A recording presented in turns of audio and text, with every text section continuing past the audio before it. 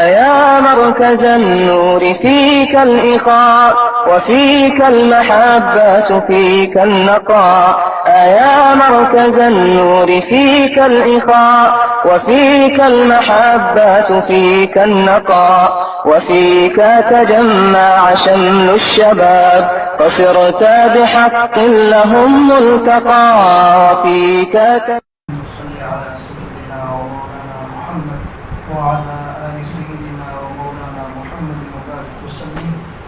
الحمد للہ رب العالمین والصلاة والسلام علی سید الانبیاء والمرسلین وعلى آلہ واصحابہ وازواجہ وذریاتہ ومن تبعهم بإحسان إلى يوم الدین.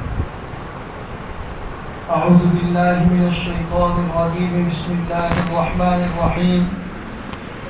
یرفع اللہ الذین آمنوا منکم والذین اوتوا العلم درجات. وقال اللہ تبارک وتعالی وما كان المؤمنون لينفروا كافة فلولا نفر من كل فرقة منهم طائفة ليتفقهوا في الدين وَلِيُنذِرُوا قَوْمَهُمْ إِذَا رَجَعُوا إِلَيْهِمْ لَعَلَّهُمْ يَحْذَرُونَ. صدق اللہ العظیم وصدق رسولہ النبی الکریم ونحن على ذلك لمن الشاہدین والشاکرین والحمد للہ رب العالمین. میرے محترم دینی بھائیوں، قرآن کریم کی دو آیتیں، ایک 10واں پارہ سورہ توبہ کی اور ایک 28واں پارہ سورہ مجادلہ کی، دو آیتیں آپ کے سامنے تلاوت کی. پہلے ہم معلوم کریں کہ ان آیتوں میں اللہ تعالیٰ کیا باتیں ہم سے کہنا چاہتے ہیں. اللہ فرماتے یرفع اللہ الذین آمنوا منکم والذین اوتوا العلم درجات، کہ تم میں سے جو ایمان والے ہیں اور وہ لوگ جو علم والے ہیں، جو قرآن اور حدیث کا علم رکھتے ہیں، علم سیکھتے ہیں، ایسے لوگوں کے درجات کو اللہ بہت بلند کر دیتا ہے.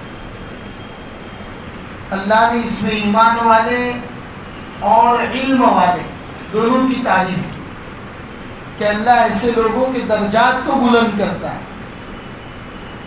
اور جن لوگوں کے درجات اللہ بلند کرنے پر آ جائے اس کو پھر دنیا کے کسی ڈپارٹمنٹ سے امید لگانے کی کوئی ضرورت نہیں. اللہ نے وعدہ کر دیا کہ تم میں سے جو ایمان والے ہیں اور علم والے نالج رکھتے ہیں، دین کا صحیح نالج، صحیح علم رکھتے ہیں، ایسے لوگوں کے درجات کو اللہ بلند فرماتے.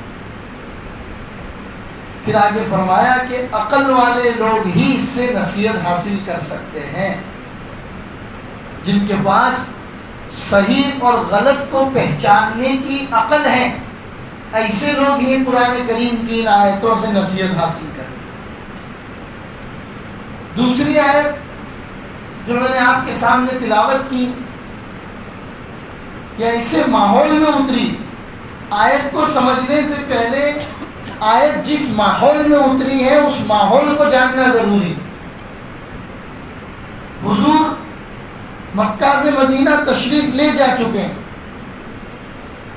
ہر سال کبھی مشرکین مکہ کے ساتھ تو کبھی مدینہ کے یہودیوں کے ساتھ یا قرب و جوار کے یہودیوں کے ساتھ کسی نہ کسی بہانے سے جنگ ہوتی رہتی. ہر سال جنگ ہوتی، اور وہ مدینہ المنورہ کے 10 سال جو ہیں وہ اسلام کی تبلیغ، اسلام کو پھیلانے کے بہترین اور عظیم الشان 10 سال. ان 10 سالوں میں حضور کے اوپر کام کا پریشر دوسرے سالوں کے مقابلے میں زیادہ. باہر کے ملکوں کے ڈیلیگیشن آ رہے ہیں، ان سے اللہ کے رسول کی ملاقات. کچھ لوگ بالکل نئے ہیں تو ان کو مسجد نبوی میں ٹھہرا کر نماز بھی سکھائی جا رہی ہے، روزہ بھی سکھایا جا رہا ہے، زکوٰۃ، حج، تمام چیزیں سکھائی جا رہے ہیں. لوگوں کے ساتھ لین دین کے معاملات سکھائے جا رہے ہیں، مسجد میں تجارت سکھائی جا رہی ہے، لوگوں کے ساتھ کاروبار کیسے کرنا ہے، یہ تمام چیزیں رسول پاک صلی اللہ علیہ وسلم مسجد نبوی میں سکھا رہے ہیں۔ اور اس سے بڑا کام میں نے بتایا کہ ہر سال دشمنان اسلام کے ساتھ جنگ ہو رہی ہے، تو ضرورت پڑنے پر مسلمانوں کی ایک بڑی جماعت جہاد کے لیے نکل رہی ہے۔ خاص طور پر غزوہ تبوک، غزوہ خندق، اسلام کی پہلی جنگ بدر، دوسرے سال جنگ احد، تو یہ بڑی بڑی جو جنگیں ہو رہی ہیں وہاں زیادہ سے زیادہ مسلمانوں کو اللہ کے راستے میں جہاد میں نکلنے کی ضرورت ہے۔ ایسے ماحول میں آیت اللہ اتارا، اس لیے میں نے آپ کو ماحول سمجھایا پہلے کہ مدینہ میں کام کی ضرورت زیادہ ہے۔ اسلام کے قلعے کی حفاظت کے لیے مسلمانوں کو اپنا وطن چھوڑ کے نکلنا ضروری ہے۔ ایسے ماحول کے اندر اللہ یہ آیت اتار رہے ہیں جو آیت میں آپ کے سامنے پڑھی، وَمَا كَانَ الْمُؤْمِنُونَ لِيَنْفِرُوا كَافَّةً فَلَوْلَا نَفَرَ مِنْ كُلِّ فِرْقَةٍ مِّنْهُمْ طَائِفَةٌ لِيَتَفَقَّهُوا فِي الدِّينِ کہ تم میں سب کے سب لوگ جہاد میں مت نکلو، کچھ لوگ ایسے ہونا ضروری ہیں جو صحیح معنوں میں دین کو سیکھیں اور آنے والی جماعتوں کو دین سکھائے۔ سب کے سب اللہ کے راستے کے اندر اگر نکل جاؤ گے تو کون دین کو سیکھے گا، کون قرآن کو سمجھے گا، اللہ کے رسول کی احادیث کو سمجھے گا؟ اور جب دوسرے دیشوں کے، دوسری کنٹریز کے ڈیلیگیشن آئیں گے تو اس وقت ان کو دین کا انٹروڈکشن کون دے گا؟ ضرورت ہے ایسے ماحول کے اندر۔ تو ایسے ماحول میں قرآن کریم کی آیت اتر رہی ہے میرے بھائی، تو میں اور آپ اندازہ لگا سکتے ہیں کہ ایسے ماحول میں جہاں پر مسلمانوں کو دین کی حفاظت کے لیے جہاد میں نکلنا ضروری ہے، ایسے ماحول میں اللہ فرما رہے کہ نہیں، ایک جماعت ایسی ہونا ضروری ہے جو مدینہ میں باقی رہ کر ٹھہر کر دین کو سیکھے تاکہ آنے والے لوگوں کو دین سکھائے۔ اس سے آپ اندازہ لگاؤ کہ دین کو سیکھنا اور سکھانا یہ اللہ کے وہاں کتنی بڑی حیثیت رکھتا ہے۔ اور یہ دین کو سیکھنے اور سکھانے کا سلسلہ یہ تو میرے بھائیوں غار ہرا سے شروع ہوتا ہے۔ جو حاجی حج اور عمرہ کے لیے جاتے ہیں دیکھتے ہیں جبل نور کتنا بڑا، جس کے اندر غار ہرا ہے۔ رسول پاک صلی اللہ علیہ وسلم کو ابھی نبوت نہیں ملی ہے، لیکن مکہ کے ماحول سے آپ اکتا گئے ہیں۔ لوگ ایک دوسرے کو مار رہے ہیں، کاٹ رہے ہیں، کسی کا مال ہڑپ کر رہے ہیں، لڑکیوں کو زندہ درگور کر رہے ہیں، امانتوں میں خیانتیں کر رہے ہیں۔ تو حضور ایک ہفتے کا کھانے پینے کا سامان لے کر جبل نور کے غار ہرا میں چلے جاتے ہیں، اکیلے بیٹھ کر اللہ کی قدرت میں غور و فکر کرتے ہیں۔ ابھی تک آپ نبی نہیں ہیں، وحی آپ کے اوپر آئی نہیں ہے، قرآن آپ کے اوپر اترا نہیں ہے، لیکن اکیلے غار ہرا میں چلے جا رہے ہیں، اللہ کی قدرت پہ غور کر رہے ہیں اور اپنی قوم کی، اپنی امت کی فکر کر رہے ہیں۔ یا اللہ کوئی ایسا راستہ نکل آئے کہ یہ امت سدھر جائے۔ یہ ایک دوسروں کو مار کاٹ رہے ہیں، یہ ایک دوسروں کو مال ہڑپ کر رہے ہیں، امانت پہ خیانت کر رہے ہیں، بڑے چھوٹوں پر ظلم کر رہے ہیں۔ یا اللہ کوئی راستہ ایسا ضرور نکل آئے۔ غار ہرا میں بیٹھ کر پورا ہفتہ 10 دن 12 دن اللہ کے رسول اکیلے بیٹھے رہتے۔ جب سامان ختم ہو جاتا واپس آتے، حضرت خدیجۃ الکبریٰ کے پاس بیٹھتے، حضرت خدیجۃ الکبریٰ کچھ سامان اور تیار کر کے دے دیتی، آپ واپس غار ہرا میں چلے جاتے۔ ایسے ماحول میں ایک دن اچانک پہلی وحی اترتی ہے، جبرائیل علیہ السلام اوریجنل شکل میں۔ عام طور پر حضرت جبرائیل اللہ کے رسول کے پاس اوریجنل شکل میں نہیں آتے تھے، انسانوں کی شکل میں آتے تھے۔ ایک صحابی تھے جن کا نام تھا دحیہ قلبی رضی اللہ تعالیٰ عنہ، بڑے خوبصورت صحابی تھے۔ ان کی شکل میں حضرت جبرائیل آتے تھے، حضور کے پاس آ کر بیٹھ بھی جاتے تھے۔ صحابہ یہ سمجھتے تھے کہ یہ تو حضرت دحیہ قلبی بیٹھے ہوئے، حالانکہ وہ حضرت جبرائیل ہوتے تھے۔ اوریجنل شکل میں اللہ کے رسول نے حضرت جبرائیل کو 2 مرتبہ دیکھا۔ یہ پہلی مرتبہ جب قرآن کی وحی اتر رہی، پہلی مرتبہ حضور کے پاس آ کے کہہ رہے کہ پڑھو، اللہ کے رسول نے فرمایا میں تو امی ہوں، میں پڑھا لکھا نہیں ہوں، میں کیسے پڑھ سکتا ہوں؟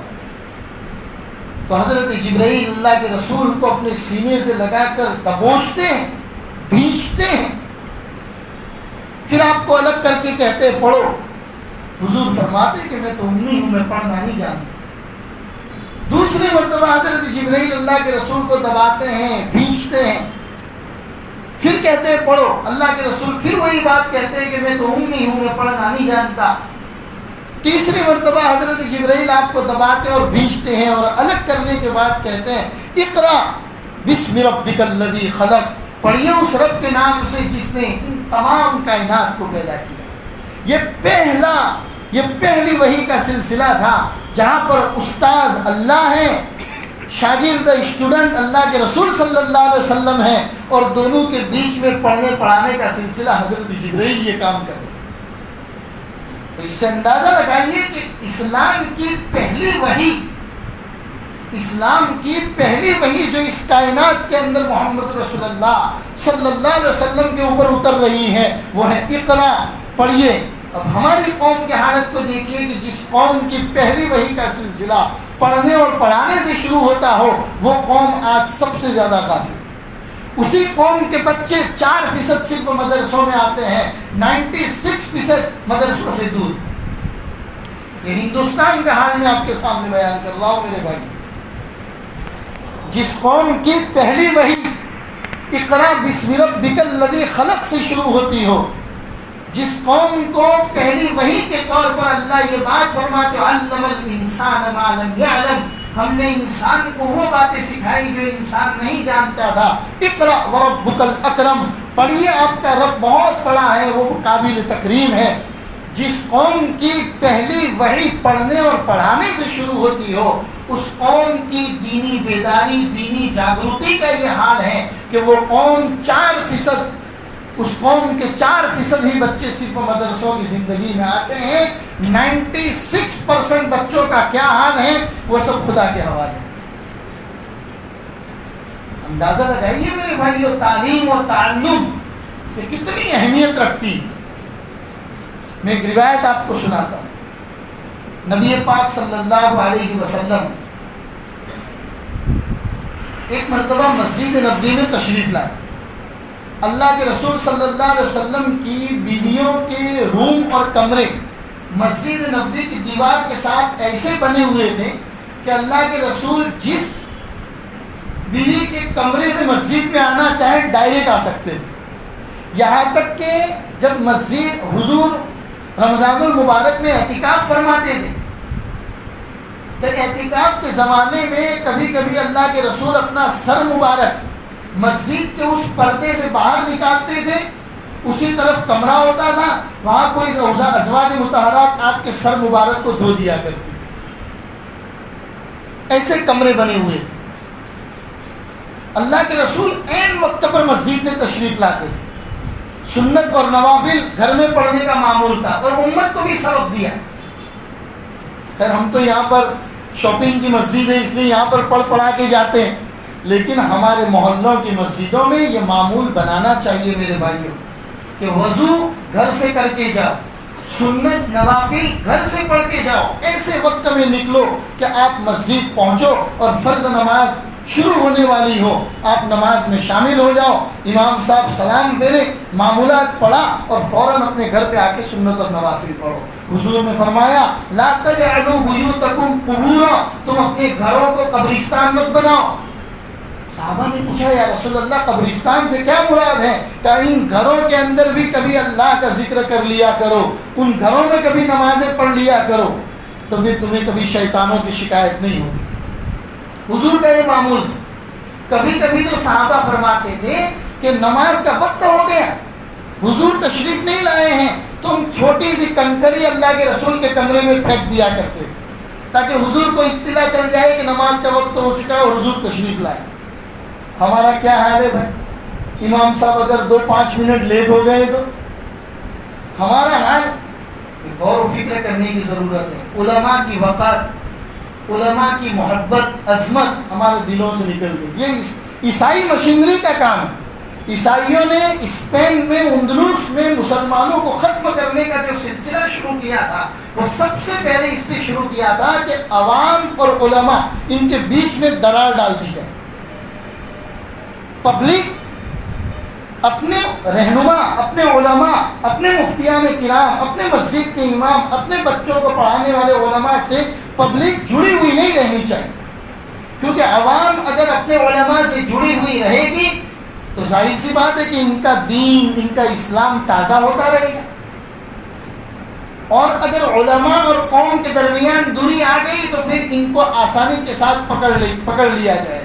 ان کو دنیا کی کوئی بھی طاقت اپنے اندر سوار کر سکتی. یہ کام اندلس میں کیا. تو چھوٹی موٹی تاریخ نہیں ہے میرے بھائیو. 1150 سال تک مسلمانوں کی زبردست حکومت رہی. چھوٹی موٹی حکومت نہیں، زبردست کا یہ سینٹنس، یہ لفظ بھی چھوٹا ہے. 1150 سال تک. اور اندلس نے پوری دنیا کو صرف دین نہیں دیا، دنیا بھی دی. میں پہلے بھی کہہ چکا ہوں کہ اس دنیا کو لیبرٹی کا نظام سب سے پہلے اگر کسی نے دیا ہے تو وہ اسپین نے دیا اور مسلمانوں نے دیا تھا. اور بڑی بڑی کتابیں حدیث کی ایسے اندلس میں لکھی گئی کہ آج بھی دنیا اس سے فائدہ اٹھاتی. لیکن ابھی کیا حال ہے؟ جائیے کبھی اسپین کا دورہ کیجیے. دنیا گھومتے ہیں، اسپین کا دورہ بھی کیجیے. آپ کو پتا چلے گا مسجد کے مینار آنکھیں پھاڑ کے آپ سے کہہ رہے ہیں ہے کوئی جو ہماری دیواروں کے اوپر سے لا الہ الا اللہ محمد رسول اللہ کی صدائے بلند کرے. مسجد کی دیواریں اور اس کے مینار چیخ کر چلا کر بھی کہہ رہے ہیں. کیا ہوا؟ یہی ہوا کہ سب سے پہلے علماء اور عوام، پبلک دونوں کے بیچ میں دوری پیدا کر دی. ہمارا یہی حال. بہرحال بات کہیں سے کہیں چلی گئی. میں یہ کہہ رہا تھا کہ اگر آج ہمارا امام 5 منٹ لیٹ ہو جائے مسجد کے اندر تو نہ معلوم اتنی بری باتیں اور جملے کسنا شروع کر دیں گے ہم ان کے خلاف. رسول پاک صلی اللہ علیہ وسلم فرمایا کہ امام کا انتظار کرنا مقتدی پر ضروری ہے. آپ کے اوپر ضروری ہے کہ آپ امام کا انتظار کرو. امام کے اوپر ضروری نہیں ہے کہ وہ مقتدی کا انتظار کرے. اور یہ بات رسول پاک صلی اللہ علیہ وسلم کی سیرت کہہ رہی ہے، میں اور آپ نہیں کہہ رہے. بہرحال اللہ کے رسول صلی اللہ علیہ وسلم اپنی کسی زوجہ کے کمرے سے نکل کر مسجد نبوی میں تشریف لائے. بات یہی چل رہی تھی ہماری. حضور جب مسجد نبوی میں تشریف لائے تو آپ نے دیکھا کہ مسجد نبوی میں 2 حلقے لگے ہوئے. ایک حلقہ لگا ہوا ہے جو قرآن پڑھ رہے ہیں بیٹھ کر، اور اسی میں کچھ لوگ بیٹھ کر اللہ سے دعا کر رہے ہیں. اور مسجد نبوی میں ایک حلقہ لگا ہوا ہے جو ایک دوسرے کو قرآن حدیث سکھا رہے ہیں. ایک دوسرے کو قرآن اور حدیث سکھا رہے، دین کی باتیں سکھا رہے. حضور مسجد نبوی میں تشریف لائے. اللہ کے رسول کو دیکھ کے صحابہ خاموش ہو گئے. حضور نے فرمایا دونوں بہتر ہیں. یہ جو قرآن پڑھتے ہیں اور اللہ سے دعائیں کرتے ہیں یہ بھی بہتر ہیں. یہ جو علم سیکھتے ہیں اور دوسروں کو سکھاتے ہیں یہ بھی بہتر ہیں. لیکن میں معلم بنا کر بھیجا گیا ہوں، میں لوگوں کو دین سکھانے والا بنا کر بھیجا گیا ہوں. یہ کہہ کر اللہ کے رسول اس مجلس میں بیٹھ گئے جو لوگ ایک دوسرے کو دین سکھا رہے ہیں. اس سے آپ اندازہ لگائیے کہ دین کو سیکھنا اور سکھانا یہ رسول پاک صلی اللہ علیہ وسلم کی نگاہ میں اور قرآن کی نگاہ میں کتنی بڑی اہمیت رکھتا ہے. امام محمد رحمۃ اللہ علیہ، جن کا ہم حنفیوں کے اوپر بہت بڑا احسان ہے میرے بھائی. یہ جو مسئلے مسائل ہم لوگ ایک دوسرے کو پوچھتے ہیں نا، تو مسئلے مسائل میں 4 ڈپارٹمنٹ ہیں. ایک امام ابو حنیفہ کا ہے جو حنفی لوگ، عام طور پر ہم لوگ حنفی ہے سب. ایک شافی لوگ ہوتے ہیں جو ہندوستان کا ساحلی علاقہ ہے، کوکن سری وردھن وغیرہ کا علاقہ، کیرالا، ساؤتھ انڈیا کا علاقہ، وہ زیادہ تر شافی لوگ ہیں. ایک مالکی لوگ ہیں جو ملک شام وغیرہ میں پائے جاتے ہیں زیادہ تر، کچھ مدینہ میں بھی پائے جاتے ہیں. اور ایک ڈپارٹمنٹ ہے امام احمد ابن حنبل کو فالو کرنے والے کا جو زیادہ تر مکہ اور مدینہ میں پائے جاتے ہیں. یہ اسلام رسول پاک صلی اللہ علیہ وسلم کے جتنے طریقے دنیا کے اندر پھیلے ان 4 اماموں کے ذریعے پھیلے، اور پوری دنیا میں سب سے زیادہ 75% فالوور امام ابو حنیفہ رحمۃ اللہ علیہ کے ماننے والوں میں، حنفی لوگ 70% ہے پوری دنیا، انہی کے ایک امام محمد رحمۃ اللہ علیہ کہتے ہیں کہ ان کے انتقال کے بعد کسی نے ان کو خواب میں دیکھا، پوچھا کہ کیا گزری، اللہ نے آپ کے ساتھ کیا معاملہ کیا؟ کہا کہ جب مجھے اللہ کے سامنے پیش کیا گیا تو اللہ نے فرمایا کہ محمد کیا چاہتے ہو؟ تو امام محمد نے کہا یا اللہ مغفرت فرما دیجیے۔ یہ امام محمد وہ امام ہے جن کی پوری زندگی اپنی قوم کی رہنمائی کے اندر گزری، پڑھنے پڑھانے کے اندر گزری ہے، رات کو دیر تک جاگ کر قرآن اور حدیث کا مطالعہ کرتے تھے، کبھی کبھی ان کے کمرے میں جا کر ان کی اماں ان کو ڈانٹ کر ان کے چراغ کو بند کر دیتی تھی اور کہتی تھی سو جا اور اپنی طبیعت کا خیال رکھ۔ پھر جب امی چلی جاتی تھی تو دوبارہ پڑھنا شروع کر دیتے، اور دیوار کے اور دروازوں کے کیواڑ سے روشنی باہر نہ چلی جائے اس لیے نیچے کپڑا رکھ دیتے تھے۔ ان کی اماں کو پتہ ہوتا تھا، ماں کہتی تھی کہ محمد کبھی اپنی طبیعت کا تو خیال رکھ لیا کر، تو امام محمد کہتے تھے اماں یہ پورا کوفہ اور بصرہ اس لیے سو رہا ہے، ان کو پتہ ہے کہ دین کے کسی معاملے میں اگر ضرورت پڑے گی محمد جاگ رہا ہوگا، محمد کے پاس پہنچ جائیں گے، یہ کوفہ اور بصرہ تیرے بیٹے محمد کے بھروسے پر سو رہا ہے، اگر یہ محمد ہی سو گیا تو کوفہ اور بصرہ کا کیا حال ہو۔ یہ تھے امام محمد ابن الحسن الشیبانی رحمۃ اللہ علیہ۔ ان کے بارے میں کسی نے موت کے بعد خواب میں دیکھا تو پوچھا کہ محمد کیا گزری، اللہ نے آپ کے ساتھ کیا معاملہ کیا؟ تو امام محمد کہتے ہیں میں اللہ کے حضور پیش ہوا، اللہ نے کہا محمد کیا چاہتے ہو؟ تو میں نے کہا یا اللہ خالی مغفرت فرما دیجیے اور کچھ نہیں چاہیے۔ تو اللہ نے فرمایا محمد اگر تمہیں جہنم میں بھیجنا ہوتا، اگر تمہیں سزا دینا ہوتی تو ہم تمہیں قرآن اور حدیث کا علم ہی نہ دیتے۔ ہم نے تمہیں قرآن اور حدیث کا علم دیا ہے، یہ اس لیے دیا ہے کہ ہم تمہیں جہنم میں بھیجنا نہیں چاہتے۔ میرے بھائیو اس واقعے سے پتہ چلا کہ تعلیم اور تعلم کتنی حیثیت رکھتی ہے۔ آج مدارس اسلامیہ یہ دین کے قلعے ہیں میرے بھائی، بجلی گھر ہیں، پاور ہاؤس ہیں۔ جب تک آپ کے مدارس اسلامیہ زندہ ہیں میرے اور آپ کے دلوں کے اندر اسلام زندہ ہے، جب تک یہ مدارس اسلامیہ زندہ ہیں تب تک میرے اور آپ کے بچوں اور نسلوں میں دین کی شمع روشن ہے۔ جس دن یہ مدارس اسلامیہ کسی اور کے حوالے ہو گئے اس وقت پھر آپ اپنے بچوں سے دین اسلام کی امید مت رکھیں۔ میں نے ایک آرٹیکل لکھا تھا 2016 میں جس کا ہیڈنگ تھا کیا دنیا کو علماء کی ضرورت ہے کہ نہیں؟ علماء کا وجود قوم کے لیے ضروری ہے کہ نہیں ہے؟ حضرت تھانوی علیہ الرحمٰ نے آج سے 100 سال پہلے لکھا تھا کہ اے میری قوم کے لوگوں، اگر تمہیں علماء کی ضرورت نہیں ہے تو کرو آپس میں مشورہ اور کہہ دو کہ ہمیں علماء کی کوئی ضرورت نہیں ہے۔ آپ اپنی زکوٰۃ صدقہ اور للہ سے مدرسوں کی اور علماء کی امداد کرنا بند کر دو۔ یہ علماء بھی کوئی چاول کی دکان، کوئی آٹے کی دکان لگا دے گا، کوئی سبزی کی ریڑھی لگا دے گا، لیکن 20-25 سال کے بعد آپ کی قوم میں کوئی نماز جنازہ پڑھانے والا آپ کو نہیں ملے۔ 20-25 سال کے بعد آپ کے گھر میں بچہ پیدا ہوگا تو کان میں اللہ اور اس کے رسول کی اذان دینے والا کوئی آپ کو نہیں ملے۔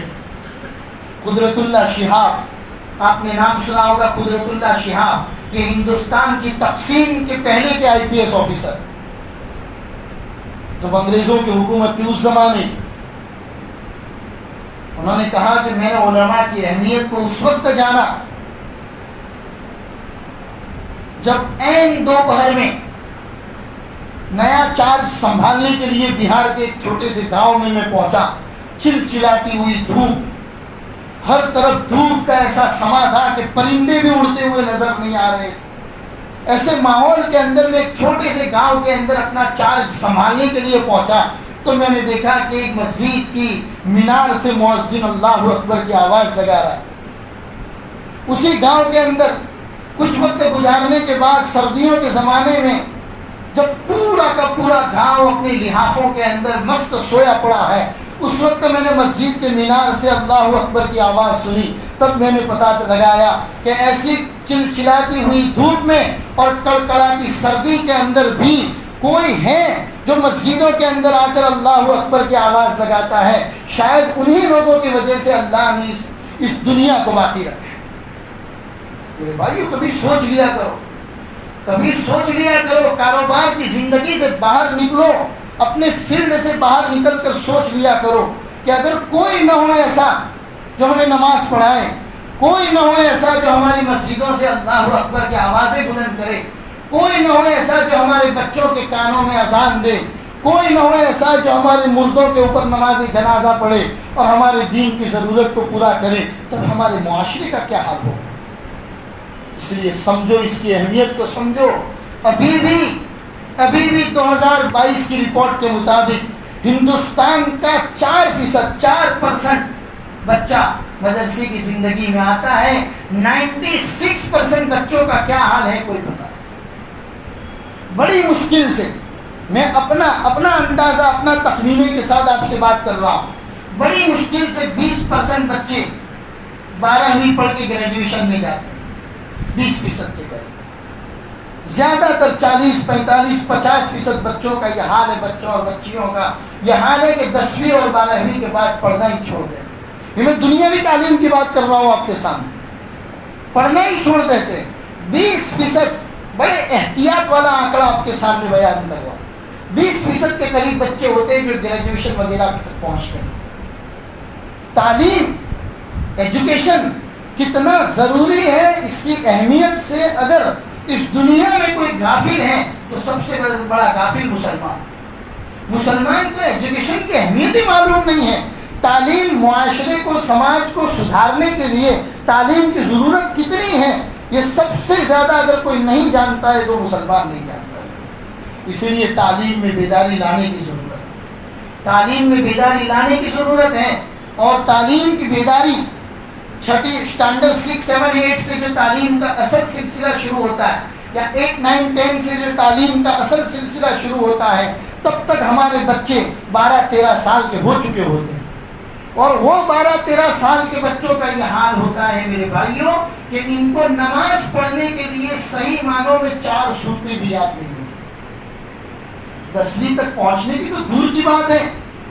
تب تک میں اور آپ کون سی غفلت کی نیند سو رہے ہیں میرے بھائیوں کہ ہمارا بچہ 9ویں 10ویں تک پہنچ گیا اسکول اور کالجز کی تعلیم میں، اور اس کی دین کا حال یہ ہے کہ اس کو 5 کلمے صحیح معلوم نہیں ہیں، اس کو نماز کا طریقہ معلوم نہیں ہے. 15 سال کا بچہ واش روم میں اکیلا جاتا ہے، غسل اپنے ہاتھ سے کرتا ہے، اس کو غسل کے طریقے معلوم ہیں. وہ استنجا جاتا ہے، استنجا کیسے کرنا ہے، پاکی اور صافی کے تمام طریقے، مسائل ضروری جس کو آپ بیزک معلومات کہتے ہیں، وہ بھی ہمارے 15 سال کے بچے کو نہیں ہے. یہ ہمارے غفلت کا حال ہے. اور غفلت کا حال اس لیے ہے کہ میری اور آپ کی علماء سے دوری ہو گئی، مدرسوں سے دوری ہو گئی، دینی اداروں سے دوری ہو گئی. میرے بھائیوں، یہی دینی ادارے ہیں. جب تک یہ قائم ہیں، میں اور آپ اس طریقے کے مسجدوں کے اندر بیٹھ کر دین کی شمع روشن کرتے ہیں اور 5 وقت کی نماز پڑھ پاتے ہیں. جس دن یہ ادارے غائب ہو گئے یا ان کے اوپر کوئی اور سوار ہو گیا، اس وقت اس طریقے کے مسجدوں کے آبادی کی امید مت رکھیں. اسی علامہ اقبال نے کہا تھا، اسی دریا سے اٹھتی ہے وہ موجیں تند جولا بھی، نہنگوں کے نشیمن جس سے ہوتے ہیں تہو بالا. دنیا نے بڑی کوششیں کی میرے بھائی، دنیا نے بڑی کوششیں کی علماء کے وجود کو ختم کرنے کی، قرآن اور حدیث کی حیثیت کو ختم کرنے کی، لیکن وہ ناکام رہے اور انشاءاللہ صبح قیامت تک ناکام رہیں گے. ہماری جو فکر کرنے کی ضرورت ہے وہ اس بات کی ہے کہ ہم دین کی طرف آئے. آپ کو دنیاوی نالج، دنیاوی تعلیمات سے کوئی منع نہیں کرتا، اسلام بھی منع نہیں کرتا. آپ بنائیے نا اپنے بچوں کو جس فیلڈ میں لے جانا چاہتے ہیں، شوق سے لے جائیے. جو تعلیم آپ دلانا چاہتے ہیں، ارے آپ ناسا میں لے جا کے ان کو راکٹ کے ذریعے چاند پہ بھیجنا چاہتے ہیں، آپ ضرور بھیجیے، شوق سے بھیجیے، کون منع کرتا ہے، لیکن اس سے پہلے آپ اپنے بچوں کو صحیح مسلمان بنائیں، ان کو دین کی بیسک معلومات، اور خاص طور پر جو اٹیک ہوتا ہے ہمارے عقیدوں پر، اس کی فکر کرنے کی ضرورت ہے میرے بھائی۔